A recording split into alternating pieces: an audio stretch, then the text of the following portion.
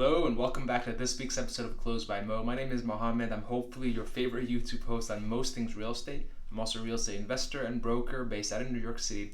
This week's episode, we're going to cover something that I get asked quite a bit often from new apartment shoppers in New York City. That is, hey Mo, what's the difference between a condo and a co-op? They might both be referring to apartments in the city, but there are a lot of major differences between the two, mainly in how the overall ownership structure is actually organized. So without further ado, let's jump right into this, guys. Now, to start us off with, the biggest difference when it comes to condos versus co-ops is the actual ownership structure overall. Now, the main difference here is when you're buying an apartment that's a co-op, when you're buying a co-op, so to speak, you're not actually buying that apartment itself. Now, just bear with me, let me finish here.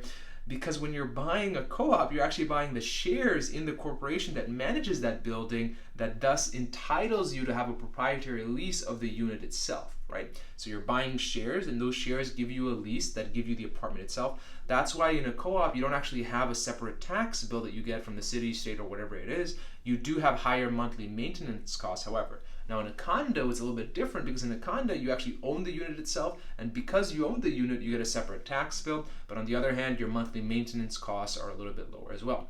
Now there's also a key differentiating factor when it comes to condos and co-ops in the city. There is a much different approval process, and here's what I mean by that. When you're buying an apartment in New York City, of course, you have to keep in mind whether or not the building itself has co-op units or condo units. The reason I say that is because co-ops are generally a lot stricter when it comes to their overall approval process. And yes, even if you're using a bank loan to purchase that apartment, regardless of whether or not you're financing or you're getting a cash purchase, that condo board or co-op board will have their own separate approval process. So you could very well get approved by the bank and still denied by the co-op or condo board. Now it's known that condo boards are typically a little bit more relaxed because they might not have down payment requirements.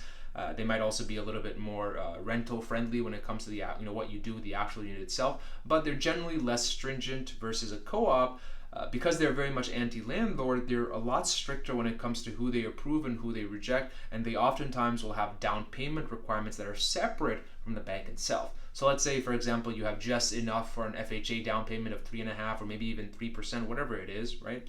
If you don't have enough funds to meet the down payment requirement of that building or that co-op building itself, maybe they have a 15% or most common is 20%, then it's just not going to work out because the co-op's board will be reviewing your application completely separate than what the bank is going to be doing. And to put a little bit of a cherry on the top, the co-op board will also likely do an interview with you before they even accept or reject your application overall. Now, one of the third things to keep in mind when it comes to condos versus co-ops is obviously the financial considerations. Because condos are a little bit more relaxed when it comes to like renting them out or maybe even with down payment requirements, condos are typically a larger upfront investment compared to co-ops. In condos, you're responsible for paying your own property taxes. You have your own mortgage payments to make. So of course, if you're financing it, you also have the monthly common charges, which is very common with both condos and co-ops. Although in condos they are a little bit lower because you're paying your own taxes. And if there's any assessment for building maintenance or repairs, you're still responsible for that as well. It's the same thing with co-ops. However, in co-ops, there's a little bit of a lower upfront cost because obviously there's going to be, there's a little bit of a less demand for co-ops because of the restrictions they'll place when it comes to rentals and what you can or can't do with the property. In terms of the fourth and final thing of the difference between condos and co-ops, sort of piggybacking off what I just said, there's a difference in flexibility and overall control. Now, I know I've already alluded to this, but co-ops are very much anti-landlord. Now, what I mean by that is the people that live in a co-op building, they typically want to keep it that way in the sense that they want to be able to know who their neighbors are. They don't want to have to see a strange face every single year, or maybe if you have roommates, like subtenants, things like that. So you have to approach it with that mindset. Generally, when I work with clients that are looking to buy an investment apartment or an apartment that they're going to use for investments, I just tell them, hey, co-ops are not going to be the best case scenario for you unless you get really lucky and the co-op board is very relaxed with their subletting or rental requirements.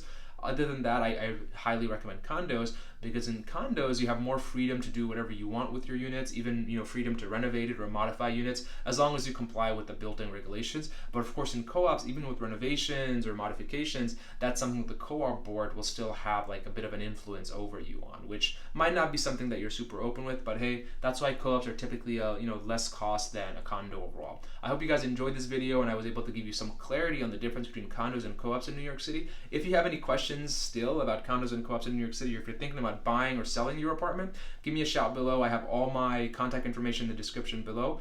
Thanks guys, I'll see you guys next week.